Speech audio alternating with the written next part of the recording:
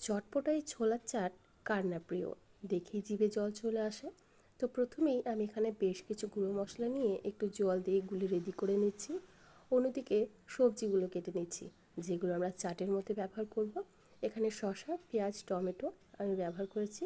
তারপর একটা প্যানের মধ্যে অল্প একটু তেলের মধ্যে জিরে, আদা এবং জোয়ান ভেজে নিলাম। তারপর যে মশলাটা গুলে রেখেছিলাম সেটা দিয়ে সেদ্ধ করা ছোলা দিয়ে দিলাম। এরপর খুব ভালোভাবে নাড়াচাড়া করে একটুখানি কষিয়ে নেব। তারপর দিয়ে দিচ্ছি কসুরি মেথি এবং লবণ। খুব ভালোভাবে নাড়াচাড়া করার পর চাট মশলা দিয়ে দিলাম। তারপর নামিয়ে নিচ্ছি।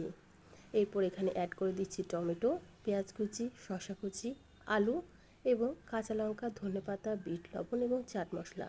সবশেষে একটু লেবু রস। খুব ভালোভাবে মিশিয়ে নিলেই তৈরি হয়ে যাবে আমাদের চটপটা ছোলার চাট। Thank you for watching.